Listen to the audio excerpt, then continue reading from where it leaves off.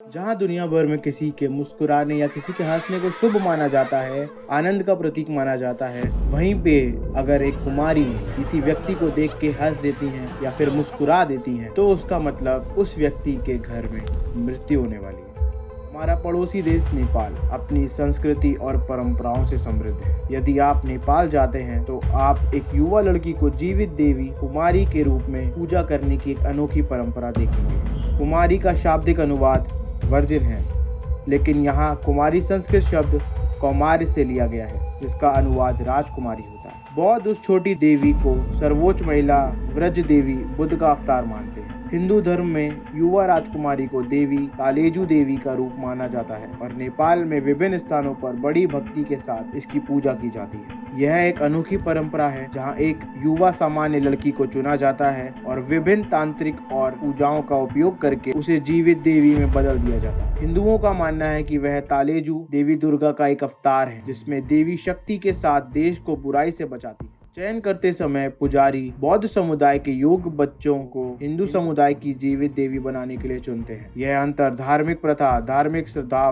का उदाहरण प्रस्तुत करती है। काठमांडू घाटी में 10 कुमारियां हैं, जबकि नेपाल में कई जीवित देवियां हैं। नेपाल में कुमारी पूजा की विभिन्न कथाएं आपको पढ़ने को मिल सकती हैं। सबसे प्रसिद्ध और सबसे अधिक मानी जाने वाली कहानी नेपाल के प्राचीन माल्य राजा जयप्रकाश मल्ल की है। लोगों का कहना है कि राजा अपने कक्ष में देवी तालेजु के साथ पासे का खेल खेलते थे। देवी तालेजु मल्लों की कुल देवी थी और उनका कहना था कि वह राजा के साथ तब तक ही वह खेल खेलेंगी जब तक कोई उनके बारे में नहीं जान जाता। ना राजा किसी को बता सकता, ना ही राजा को वहां आते हुए कोई देख सकता। परंतु दुर्भाग्य से एक दिन राजा की रानी ने उन्हें अपने कक्ष के पास खेलते हुए पाया। रानी द्वारा पकड़े जाने पर देवी तालेजु गायब हो गईं। जाने से पहले तालेजु देवी ने राजा से कहा कि वह खुद को रत्नावली के नेवारी शाक्य समुदाय की एक छोटी लड़की के रूप में अवतार लेंगी। देवी की इन बातों को सुनने के बाद राजा ने देवी तालेजु की आत्मा से ग्रस्त एक युवा लड़की की तलाश में महल से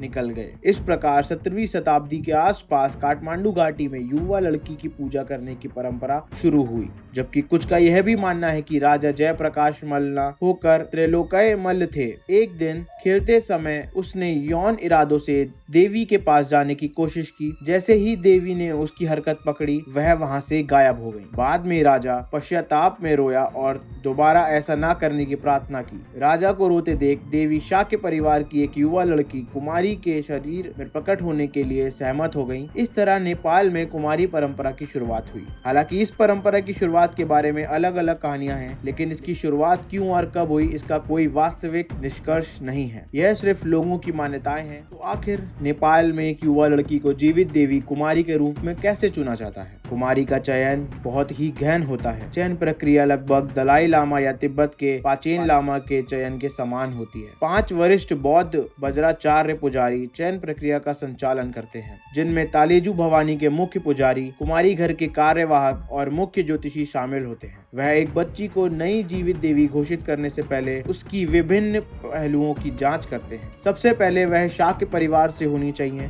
हालांकि शाही कुमारी को छोड़कर घाटी की अन्य कुमारियों में वज्राचार्य परिवार की भी लड़कियां शामिल हो सकती हैं। उनकी तीनों पीढ़ियों सहित सदस्य भी एक ही जाति के होने चाहिए। अन्य बुनियादी आवश्यकताओं में स्वास्थ्य और बिना कटे और दाग धब्बे वाले शरीर की त्वचा शामिल होनी चाहिए। उससे पहले खून की एक भी बूंद भी नहीं बहनी चाहिए, मतलब उनके शरीर पे कोई भी काट का निशान ना हो, कोई भी दाग ना हो, कोई भी चोट ना हो और उनके अभी तक पीरियड साइकिल भी स्टार्ट नहीं होनी चाहिए। साथ ही उसे अपना एक भी दांत नहीं खोना चाहिए, मतलब उनके कोई भी मिल्क टूथ नहीं गिरने चाहिए। उनके सारे के सारे सेट ऑफ टूथ प्रॉपर होने चाहिए। एक बार जब वह बुनियादी आवश्यकताओं को पूरा कर लेती हैं, तो पुजारी 32 लक्षणों से मेल खाने के लिए उसकी जांच करते हैं। 32 लक्षण हिंदू धर्म में देवियों की 32 सिद्धियां हैं। कुछ पूर्णताएं उसकी शारीरिक बनावट से भी होती हैं। जैसे कि कहा जाता है कि जिसको भी वो चयन करते हैं, उसकी जो छाती है वो शेर जैसी होनी चाहिए, उसकी जांघें हिरन जैसी होनी चाहिए और उसकी आंखों की पलकें गाय जैसी होनी चाहिए।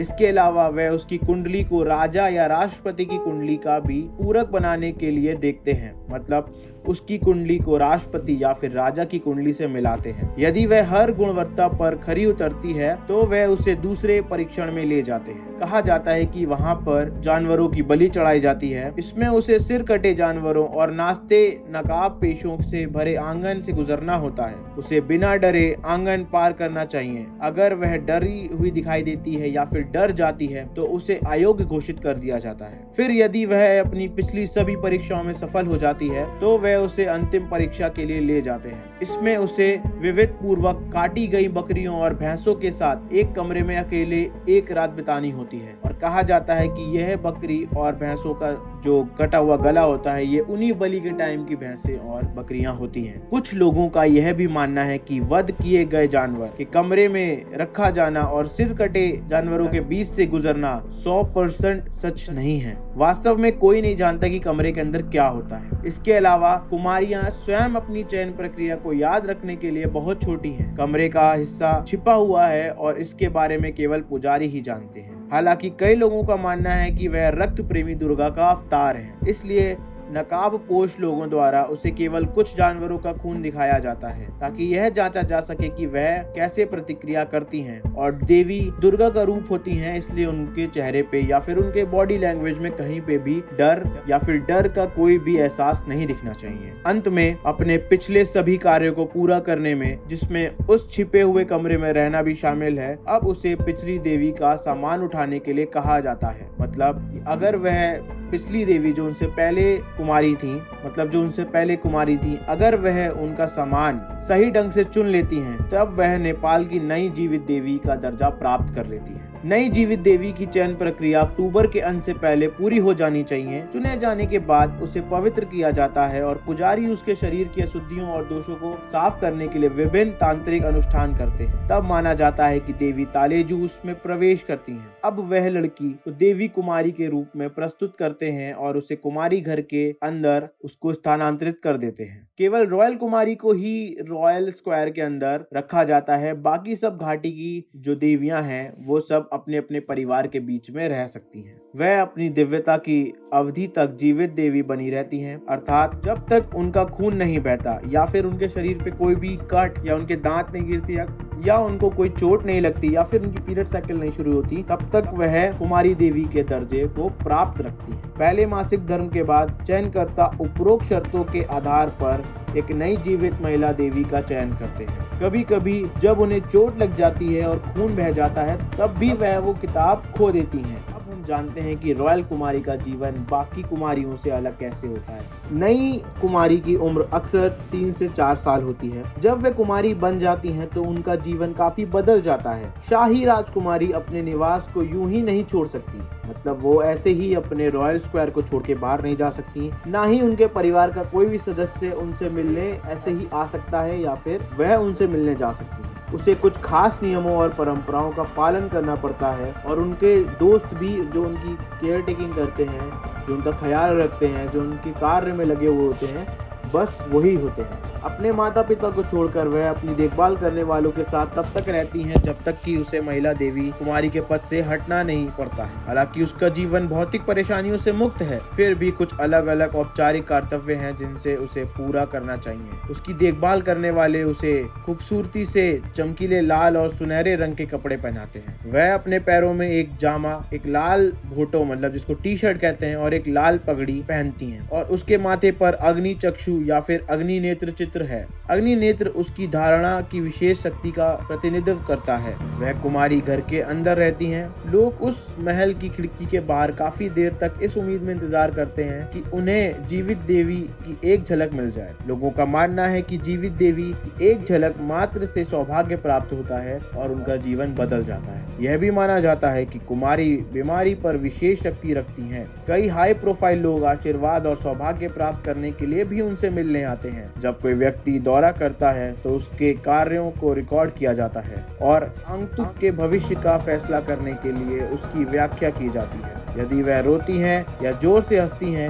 अपनी आंखें मलती हैं, कांपती हैं और भोजन का प्रसाद उठाती हैं, तो अंकतुक के लिए बुरा समय होगा, जो एक गंभीर बीमारी, वित्त हानि या कोई अन्य बुरी समस्याएं हो सकती है। इंद यात्रा नेपाल के प्रमुख त्योहारों में से एक है। इंद यात्रा के दौरान उन्हें रथ के अंदर रखा जाता है और सैकड़ों उत्साही लोग रथ खींचते हैं। उन्हें देखने के लिए हजारों की संख्या में दर्शक जुटे रहते हैं। माना जाता है कि उनकी छोटी सी झलक भी सौभाग्य लेकर आती है। इसके अलावा वहाँ पे पूरे घरों को, पूरी सड़कों को रंग दिया जाता है। वहाँ पे अलग अलग तरीके के परफॉर्मेंसेस होते हैं, लोग अलग अलग मुखौटे पहन के आते हैं, अलग अलग तरीके के इंस्ट्रूमेंट्स बजाए जाते हैं और भक्तों का एक बड़ा जुलूस देखने लायक होता है। देवी का चयन होने के बाद जब वह अपने आवास से बाहर होती हैं तो उसकी देखभाल करता उसे हर जगह ले जाते हैं। लड़की के देवी कुमारी बनने के बाद अब उसके पैर शुद्ध और पवित्र हैं। पहले तो राजा भी उनके पास पैर छूकर आशीर्वाद लेने आते थे। लोगों का मानना है कि उनके पैर छूने से अच्छे दिन आएंगे। फिर भी जब वह कुछ देर के लिए बाहर होती हैं तो उसके पैर छूने इच्छुक लोगों की भीड़ बढ़ जाती है और देवी को चोट ना लग जाए इस वजह से उनके सेवा करने वाले उनको अपनी गोदी में लेके या फिर रथ पे बैठा कर ही घूमते हैं,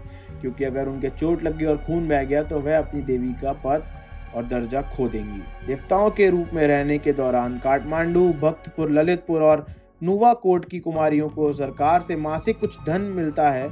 इसके अलावा जीवित देवियों को उपाधि खोने के बाद उन्हें पेंशन के रूप में एक छोटी राशि भी मिलती है। कुमारी के बाल अधिकारों के बारे में कुछ दावे किए जाते हैं। विभिन्न बाल और मानवाधिकार कार्यकर्ताओं का दावा है कि यह परंपरा कुमारी के अधिकारों का उल्लंघन करती है, क्योंकि वह अपने परिवारों से अलग हैं और विभिन्न बाल अधिकारों से वंचित रह जाती हैं। इसलिए कार्यकर्ताओं का मानना है कि सरकार को इस परंपरा पर प्रतिबंध लगाना चाहिए, लेकिन इस परंपरा का प्राचीन ऐतिहासिक और सांस्कृतिक महत्व है, इसलिए अब उसके सभी अधिकारों को ध्यान में रखते हुए इसका अभ्यास किया जा रहा है और उसमें कई बदलाव लाए जा रहे हैं। कई साल पहले कुमारियों को शिक्षा से वंचित कर दिया गया था, उन्हें सर्वज्ञ माना जाता था, लेकिन आजकल रॉयल कुमारियों को छोड़कर बाकी सभी लोग सामान्य जीवन जीते हैं। वह स्कूल जाते हैं, दोस्तों के साथ खेलते हैं और समाज के अन्य बच्चों की तरह सब कुछ सामान्य है। एकमात्र बात यह है कि उन्हें विशेष अवसरों पर अनुष्ठान करना होता है, जहां वे देवी के रूप में तैयार होते हैं और अनुष्ठान करते हैं। एक गलत धारणा यह भी है कि बच्चों की शादी नहीं हो सकती और बाद में उसके